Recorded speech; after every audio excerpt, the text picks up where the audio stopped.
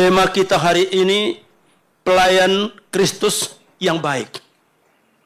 Ya. Pelayanan Kristus yang baik. Saya mencoba memikirkan, merenungkan, mencoba mengerti arti yang baik. Ya. Dan hari saya menemukan satu hal. Ya. Pelayan Kristus yang baik adalah yang olehnya dan melaluinya rencana Tuhan terlaksana. Ya. Memang tema ini adalah tema yang berbicara tentang status dan tanggung jawab orang-orang percaya. Ya. Sebab kalau kita berbicara tentang pelayanan Kristus yang baik, sebagaimana saya katakan tadi, ini adalah berbicara tentang apa yang menjadi tujuan Tuhan, apa yang menjadi kehendak Tuhan, apa yang menjadi kerinduan Tuhan. Ya. Dan serasa semua kita sepakat dan kita semua mengerti. Yang menjadi tujuan Tuhan hanya satu. Itulah orang berusaha diselamatkan. Amin. Hanya itu menjadi tujuan Tuhan.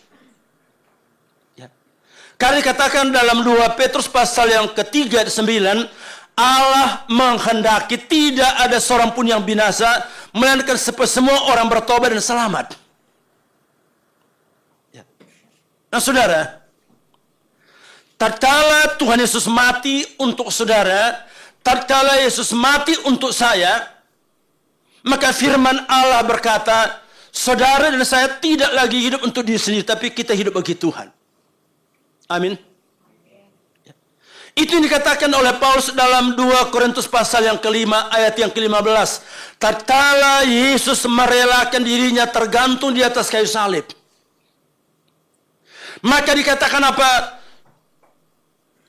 Saudara dan saya tidak lagi hidup untuk diri sendiri, tapi kita hidup bagi Tuhan. Nah, saya percaya hidup bagi Tuhan berarti hidup untuk rencana Tuhan. Hidup bagi Allah berarti hidup untuk apa yang dikehendaki oleh Tuhan. Nah, saya rasa sebagai anak-anak Tuhan, kita harus memiliki tujuan Tuhan itu hidup kita. Ya. Ya. Untuk apa sih saya masih hidup sampai hari ini? Untuk apa sih saudara masih hidup sampai hari ini? Mari kita belajar hidup untuk melakukan kehendak Tuhan. Amin. Ya. Ya. Sehingga dikatakan oleh Petrus dalam 1 Petrus pasal 4 yang kedua, supaya waktu yang sisa jangan lagi kamu menuruti keinginan manusia, tapi keinginan Tuhan. Supaya waktu yang sisa jangan kamu hidup menuruti keinginan manusia, tapi menuruti kehendak Tuhan. Sekali lagi saya katakan, kehendak Tuhan hanya satu. Orang berdosa diselamatkan. Maka berbicara tentang pelayanan Kristus yang baik, berbicara tentang pelayanan Kristus yang baik adalah di mana melaluinya dan olehnya kehendak Tuhan itu tercapai. Dan saya rasa tidak ada hidup yang lebih bernilai, tidak ada hidup yang lebih berarti selain hidup kita dipakai oleh Tuhan. Amin. Bagi saya tidak ada hidup yang lebih bernilai. Hidup yang paling bernilai, hidup yang paling berkualitas. Adakah hidup kita berakibat untuk orang berdosa diselamatkan? Adakah hidup kita berakibat untuk orang berdosa diselamatkan? Ya. Saudara yang saya kasihi, ya. Ya. Saya ingat 4 tahun yang lalu, tatkala seorang ibu merayakan ulang tahunnya yang ke-90 tahun. Dan saya diundang untuk menyampaikan firman Tuhan. Dan tatkala saya undang ibu itu maju ke depan, lalu saya tanya, ibu, apa yang kita perlu doakan? Permintaannya satu. Supaya kalau Tuhan masih izinkan saya hidup, biarlah hidup saya berarti. Paling sedikit untuk karyawan saya. Ya, ya.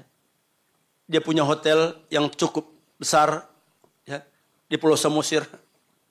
Ya. Dan dikatakan apa? Paling sedikit untuk karyawanku. Ya. Umur 90 tahun, dia masih pimpin hotelnya. Ya. Dan dikatakan apa, Pak? Nanti umur 95 tahun, Pak, saya rindu untuk kita rayakan kembali. Dan puji Tuhan, Agustus kemarin dia 94. Tahun depan 95. Tapi yang saya apa? Bukan soal umur panjangnya. Bukan soal panjangnya umurnya. Tapi kerinduannya untuk hidup dalam tujuan Tuhan. Ya. Saudaraku, kalau Tuhan masih izinkan aku hidup, biarlah hidupku berarti. Dan bagi saya, tidak ada hidup yang lebih berarti selain hidup kita berakibat untuk orang berdosa diselamatkan. Maka saudara yang saya kasihi, bagaimana kita menjadi pelayan Kristus yang baik? Bagaimana menjadi pelayan Kristus yang baik? Saya hanya angkat satu pokok hari ini. Mari kita baca 1 Korintus pasal 4. 1 Korintus pasal yang keempat, ayat yang ke-6 sampai dengan ayat yang ke-16. 1 Korintus pasal yang keempat, ayat yang ke-6 sampai dengan ayat yang ke-16. Dan untuk menjadi pelayan Kristus yang baik, sama-sama kita bacakan ayat yang ke-16. Itu menjadi pokok renungan kita. 1 Korintus pasal 4, ayat 6 sampai 16. Tapi kita hanya baca satu ayat, itulah ayat yang ke-6. Sama-sama kita bacakan. 1, 2, 3. Sebab itu aku menasihatkan kamu, turutilah teladanku. Turutilah teladanku. Jadi setiap pelayan Kristus yang baik harus berani mengatakan apa? Turutilah teladanku. Turutilah teladanku. Dan saya percaya saudaraku, wibawa seorang pelayan, wibawa seorang anak Tuhan, wibawa seorang hamba Tuhan, justru letaknya di sini. Wibawa kita, wibawa saudara, wibawa saya adalah apa? Dalam keteladanan hidup kita. Sepintar-pintarnya saya menguraikan firman Allah, sehebat-hebatnya saya bisa menyampaikan firman Allah, kalau hidup saya tidak bisa diteladani, tidak akan ada wibawa. Maka itu Paulus pernah memberikan nasihat kepada Timotius dalam 1 Timotius pasal 4 ayat yang ke-12. Jangan seorang pun menganggap engkau rendah karena engkau muda, jadilah teladan. Jadilah teladan. Jadi keteladanan itu saudara membuat kita menjadi orang yang terhormat. Amin. Keteladanan itu membuat kita menjadi orang yang berwibawa.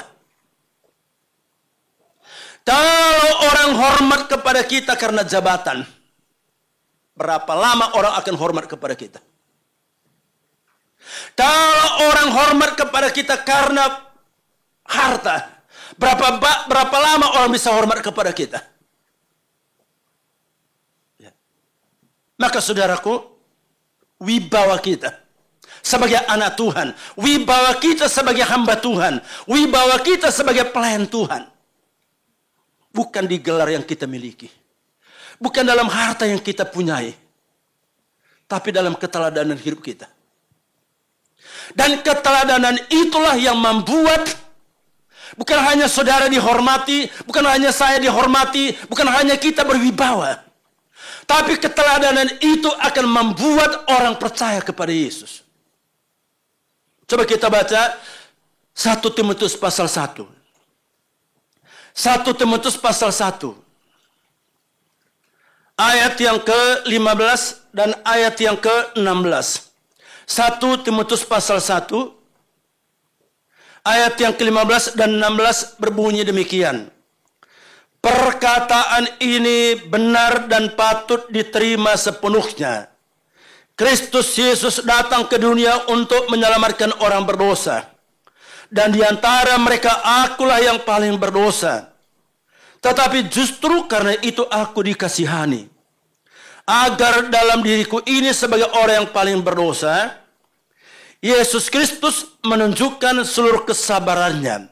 Lalu kita baca kalimat berikutnya sama-sama. 1, 2, 3. Dengan demikian aku menjadi contoh bagi mereka yang kemudian percaya kepadanya dan mendapat hidup yang kekal. Aku menjadi contoh bagi mereka yang kemudian percaya kepadanya dan mendapat hidup yang kekal. Kalau kita rindu keluarga kita diselamatkan. Kalau kita rindu anak cucu kita diselamatkan.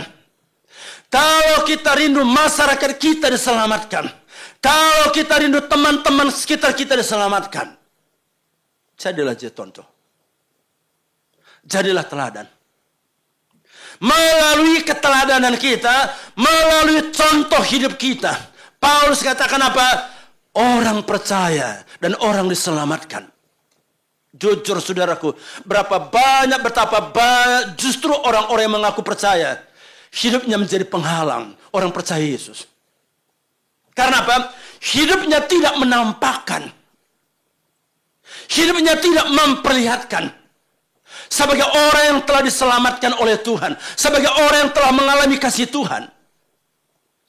Maka saudara, tatkala saya merenungkan firman Tuhan ini, ada yang saya mengerti bahwa bukan gampang mengatakan Tuhan itu baik.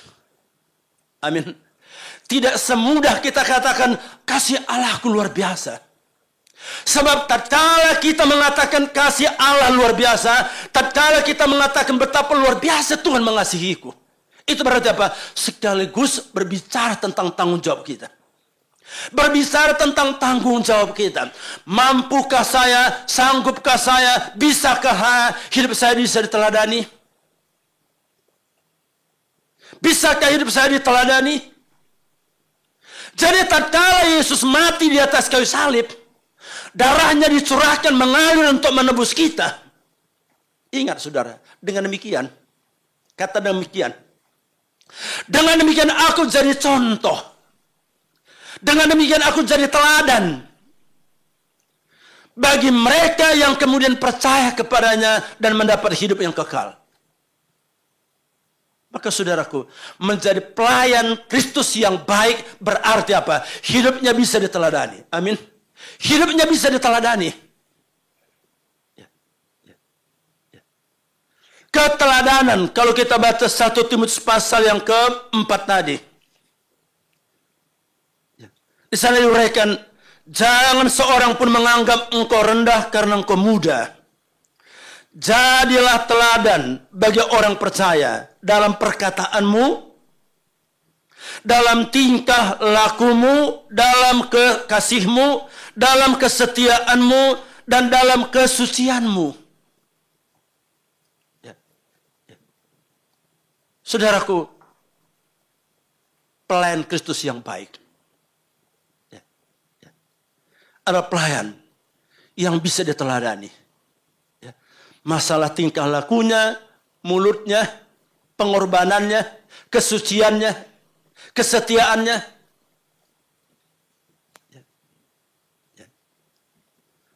Maka itu akan membuat orang menjadi percaya.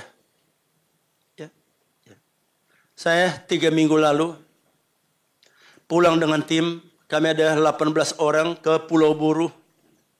Tahu Pulau Buru? Ya. Jadi Pulau Buru itu terbang dari Jakarta 3 jam ke Ambon. Sambung dengan kapal 9 jam. Lalu naik mobil 6 jam. Baru kami tiba di tempat itu. Sama sekali tidak ada orang Kristen. Masih animisme. Ya. Ya. 2 tahun lalu saya di sana, kami ke sana. Dengan 3 minggu lalu kami ke sana sangat berubah. Kalau 2 tahun lalu kami ke sana, seluruh masyarakat hanya 2 tandanya. Di tangan kanannya itu ada parang panjang. Di tangan kirinya ada tombak. Dan hampir semua buta huruf. Sudah buta huruf, tidak tahu bahasa. Ya. Tapi 3 minggu lalu kami ke sana, suasana sangat berubah. Ya. Kami disambut dengan tari-tarian. Dan malam-malam walaupun di situ tidak ada listrik, gelap di mana-mana, tapi satu yang saya lihat, luar biasa perubahan. Di mana-mana anak-anak menyanyi lagu-lagu sekolah minggu. Dan kami disambut oleh, sana kan ada 4 tokohnya. Tokoh itu yang pertama kepala desa, kepala adat, kepala suku, kepala sekolah. Ya. Jadi itulah 4 tokoh di situ. Ya. Ya. Dan saudara, tatkala saya melihat apa yang membuat berubah, itulah keteladanan hamba Tuhan kita yang ditempatkan di situ. Bagi saya pun, saya hormat, saya kagum dengan hamba Tuhan itu tinggal di situ. Ya. Tempat yang begitu terpencil. Ya. Mandi pun dia harus naik motor 45 menit baru sampai ke sungai. 45 menit. Ya. Sehingga masyarakat di sini jarang mandi. Jarang mandi. Ya. Tapi hamba Tuhan kita ini tampil di situ. Hadir di situ. Sungguh-sungguh menjadi contoh. Menjadi teladan. Menjadi teladan dalam bagaimana mengatur keluarga. Menjadi teladan bagaimana menjaga kebersihan. Menjadi teladan bagaimana mengembangkan ya, ekonomi. Dan sekarang ia mengasuh ada 18 anak yang ditampung dari desa-desa yang tinggal di situ. Anak itu, ya, maaf, joroknya luar biasa. Bagaimana mereka suami istri itu merawat anak-anak itu, ya, dengan ingusan segala macam itu, tidak mandi-mandi. Bagaimana mereka rawat. Ya. Maka tatkala kepala desanya, waktu kami berangkat itu, dia katakan, Pak, kami belum pernah ada Natal di sini, Pak. Kalau bisa Pak, Natal ini buat Natal. Memuji Tuhan untuk pertama kali nanti Desember Natal di tempat itu. Karena apa? Keteladanan. Ya. Hamba Tuhan yang sederhana. Ya. Bukanlah orang yang paling pintar. Tapi orang yang bisa diteladani. Keteladanan itu merubah cara pandang orang. Amin. Keteladanan itu merubah sikap. Sehingga kalau 2 tahun lalu suasana begitu menyeramkan, wah sekarang luar biasa indahnya. Ya, ya, ya. Rumah-rumah sudah mulai bersih, diatur sudah mulai disapu. Oh dulu joroknya luar biasa. Ya, ya, ya. Dibuatlah itu bagaimana diambil air dari sungai yang begitu jauh, diangkat ke atas sehingga masyarakat sudah bisa menikmati bagaimana air bersih. Saudaraku, memang sampai hari ini belum ada satu pun yang dibaptis. Belum. Udah 2 tahun ini belum ada. Tapi saya katakan tidak usah terlalu mikirkan itu. Yang penting bagaimana mereka tahu siapa Yesus. Sekarang mari kita melihat. Dalam 1 Korintus pasal yang keempat. Keteladanan itu menuntut beberapa hal yang penting. Ya. Ada 4 catatan di sini bagaimana hidup kita bisa diteladani. Berdasarkan 1 Korintus pasal 4, mulai ayat yang ke-6, yang pertama, keteladanan itu menuntut yang pertama, menjadikan diri kita menjadi alamat di mana Tuhan berfirman. Menjadikan diri kita menjadi alamat di mana firman Allah disampaikan. Ayat yang ke-6. Dari 1 Korintus pasal 4 tadi. Saudara-saudara, kata-kata ini aku kenakan pada diriku sendiri. Dan pada Apolos. Karena kamu. Supaya dari teladan kami, kamu belajar apa artinya ungkapan. Ya. Saya perhatikan di sini. Kata-kata ini aku kenakan pada siapa? Kepada diriku. Dan Apolos.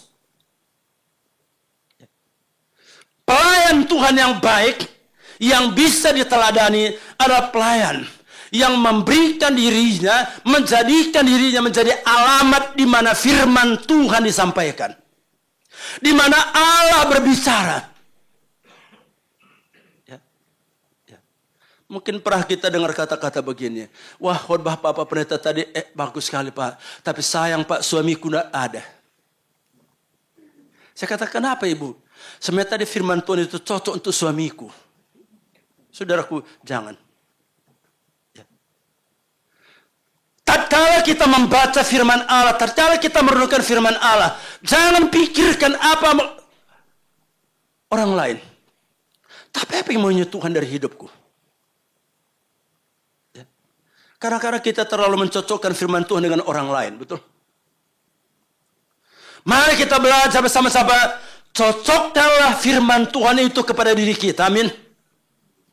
Kata-kata ini aku kenakan kepada apa? Pada diriku sendiri. Artinya apa? Sebelum Tuhan berbicara kepada kita, sebelum Tuhan merubah hidup kita, sebelum Tuhan berurusan dengan kita, jangan pernah pikirkan orang lain akan diurus oleh Tuhan. Kitalah dulu.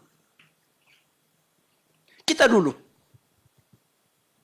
Itulah sebabnya dalam 1 Yohanes pasal 1, kalau kita baca mulai ayat yang kedua sampai dengan ayat keempat, dikatakan apa? Apa yang kami dengar, apa yang kami raba, apa yang kami lihat, apa yang kami alami, kami beritakan juga kepada kamu. Itu artinya teladan. Ya. Biarkanlah firman Allah itu sudah mengurus hidup kita, amin. Biarlah firman Allah itu sudah mengurus hidup kita. Baru kita bisa diteladan. Itu Paulus. Kata-kata ini aku kenakan pada diriku sendiri. Itu pertama. Yang kedua, untuk menjadi teladan, dituntut yang kedua, itulah kerendahan hati. Jadi yang pertama tadi, hidup menjadi teladan menuntut yang pertama, merelakan diri kita terbuka kepada Tuhan. Apa yang Tuhan mau katakan untuk saya? Sedia dikoreksi. Sedia diurus oleh Tuhan. Yang kedua, untuk kita bisa menjadi teladan, dibutuhkan kerendahan hati. Ya. Dikatakan dalam ayat yang ke-9. 1 Korintus 4:9. Sebab menurut pendapatku, Allah memberikan kepada kami para rasul apa? Tempat yang paling rendah. Menurut pendapatku. Ini kita melihat. Orang yang mengenal Tuhan, makin orang kenal Tuhan, makin orang kenal Tuhan, makin orang akrab dengan Tuhan, pasti akan makin mengerti siapa diri sesungguhnya. Jadi saya mengerti bahwa penyebab kesombongan hanya satu. Ia belum mengenal Tuhan, amin. Jadi orang sombong bukan karena pintar, orang sombong bukan karena kaya, orang sombong bukan karena punya jabatan. Sebab ada, ya kami sudah 17 tahun melayani satu panti. Ya, itu daerah dan Mogot. Ya, sudah 17 tahun. Ya, setiap Rabu kami pelayan ke sana. Ya, pertama di sana Tuhan ingatkan saya, ternyata Pak, sombong itu bukan karena punya, sombong itu bukan karena hebat. Ada orang semua tidak punya apa-apa. Tatkala saya layani seorang ibu itu pas satu daerah dengan saya. Saya ada Batak Karo. Ya. Sudah tidak bisa buat apa-apa, tapi sombongnya setengah mati. Maaf, kencing pun dia tidak akan mungkin kalau tidak ditolong. Tapi sombongnya setengah mati. Di situ saya belajar. Mengapa dia sombong? Karena apa? Dia belum kenal Tuhan. Tatkala mata kita dibukakan oleh Tuhan, percaya saudaraku, segala yang namanya sombong, tinggi hati, congkak, angkuh, itu pasti hilang. Itu Paulus. Ya.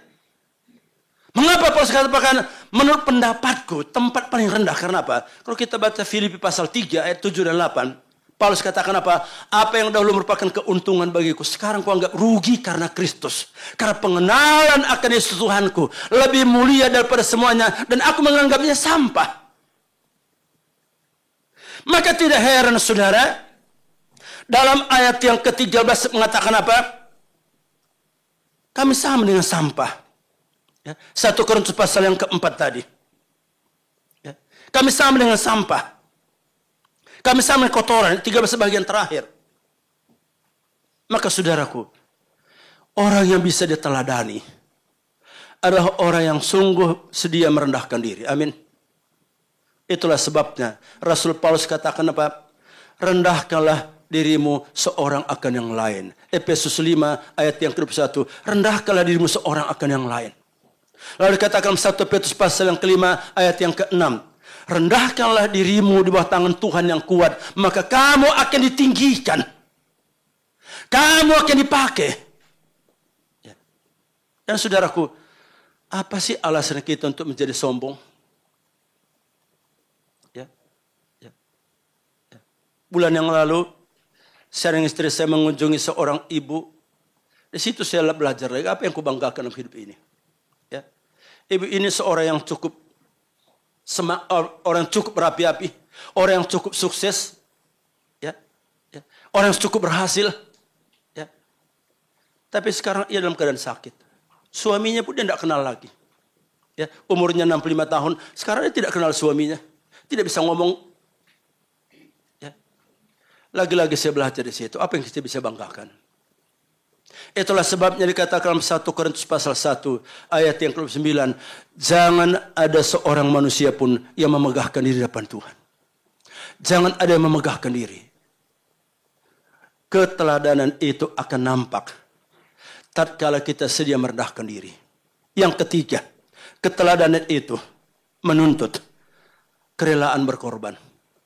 Rela berkorban. Ya.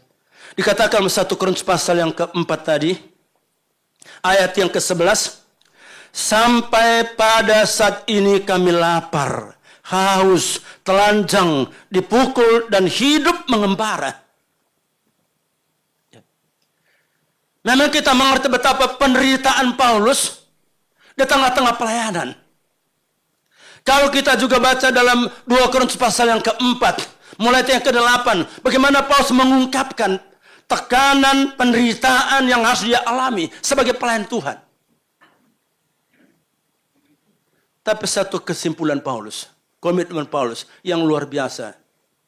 Kalau kita baca Kisah Rasul pasal 20 ayat yang ke-24, Paulus katakan apa? Aku tidak menghiraukan nyawaku sedikit pun, asal saja aku dapat menyelesaikan pelayanan yang ditugaskan oleh Tuhan Yesus kepadaku. Aku tidak menghiraukan nyawaku sedikit pun, asal saja aku dapat menyelesaikan pelayanan yang ditugaskan oleh Tuhan Yesus. Ya. Saudaraku, pelayan Kristus yang baik, yang bisa diteladani, ada pelayanan yang tidak hitung-hitungan, yang rela berkorban. Aku tidak menghiraukan nyawaku. Ya. Ya. Maka tidak heran saudaraku, Paulus itu dipakai oleh Tuhan. Ia dipakai oleh Tuhan. Karena apa? Ia rela berkorban. Dan memang saya mengerti, makin kita percaya Yesus, makin kita mengenal Tuhan, makin kita mengerti kasih Tuhan. Saya percaya, itulah kuncinya Pak. Satu kerinduan kita untuk terus berbuat apa yang Tuhan kehendaki. Ya, ya, ya. Satu hari saya diminta oleh salah satu gereja untuk menyampaikan tentang memberi. Saya sudah buat semua bahan-bahannya. Sampai di gereja saya lupa itu bahan, ketinggalan. Ya, ya. Dan akhirnya Tuhan ubah khotbah saya, bukan memberi. Ya, tapi bagaimana mengasihi Tuhan. Ya. Karena saya katakan apa? Kalau orang sudah mengasihi Tuhan, tidak usah diajar memberi, pasti memberi. Amin. Ya. Ya. Mengapa kikir? Mengapa pelit? Mengapa perhitungan? Karena apa? Ia belum mengerti kasih Tuhan. Ia belum mengerti. Sebab satu yang saya mengerti, tatkala saudara merasakan kasih Tuhan, tatkala saya merasakan kasih Tuhan, ada satu dorongan yang jelas. Apa yang kubuat? Apa yang kulakukan? Nah, saya rasa ini pelayan Kristus yang baik. Ya. Dorongan berbuat, dorongan melakukan. Dasarnya apa? Kasih. Kasih Kristus. Maka dikatakan oleh Paulus dalam 2 Korintus pasal yang kelima ayat yang ke-14. Kasih Kristus yang mendorong. Kasih Kristus yang menggerakkan. Kasih Kristus yang menguasai. Kalau kasih yang mendorong, saudaraku, tidak akan hitung-hitungan. Amin. Ya. Setiap kali kita berbicara tentang kasih Kristus, satu yang saya mengerti. Terlalu berhutanglah saya kepada Tuhan. Amin. Terlalu berhutanglah saya kepada Tuhan. Karena dikatakan dalam 2 Korintus pasal 8 ayat yang ke-9, ia yang kaya rela menjadi miskin. Ia yang kaya rela menjadi melarat, supaya kami yang miskin menjadi kaya. Ya. Sebentar lagi kita akan merayakan Natal. Ya. Mengingatkan kita betapa miskinnya Yesus itu. Betapa melaratnya Yesus. Sudah tempatnya di kandang, kandang pun pinjaman, betul? Betul gak? Tadi kali lahir kan lahir di kandang ya. Sudah kandang pinjaman lagi. Tatkala ia mati dan dikuburkan, kuburannya pun dipinjam, betul? Jadi tempat lahirnya dipinjam, matinya pun dipinjam. Kalau sekarang kan orangnya masih sehat, sudah pesan kuburannya. Mungkin juga di antara kita ada yang sudah pesan, tidak apa-apa, puji Tuhan. Tidak salah. Ya, ya. Kalau saya ingat 2 tahun lalu, tatkala saya diundang Paskah, ya, itu di rumah masa depan San Diego. Lalu saya ketemu suami istri dengan 3 anaknya. Saya katakan, ibu, untuk apa ke sini? Dia katakan apa? Mau tunjukkan kepada anak-anak kuburan yang kami sudah pesan. Tidak salah. Tapi yang bagaimana kita harus dikuburkan, betul? Ya. Tapi yang saya mengerti, saudaraku, Yesus tidak sempat siapkan di mana ia lahir. Yesus tidak sempat siapkan tempat di mana nanti ia akan dikuburkan. Karena apa? Ia pikirkan saudara, ia pikirkan saya, ia pikirkan kita. Maka ini plan Kristus yang baik. Yang bisa diteladani adalah orang yang merasa dirinya orang yang berhutang. Dan itulah menjadi penggerak. Pertanyaan hari ini, adakah rasa berhutang itu yang menggerakkan kita untuk datang ke tempat ini? Adakah rasa berhutang itu yang menggerakkan saudara mainkan musik? Adakah rasa berhutang itu yang menggerakkan saudara pimpin pujian? Adakah rasa berhutang itu menggerakkan saudara buka dompet saudara? Mari kita belajar hari ini. Kalau kita ingat Paulus dalam Roma pasal 1, 14, 15 Paulus katakan apa? Aku berhutang itulah sebabnya. Aku berhutang itulah sebabnya. Maka pelayan Kristus yang baik adalah orang yang melakukan pekerjaan Allah. Karena apa? Rasa berhutangnya kepada Tuhan. Rasa berhutangnya kepada Tuhan.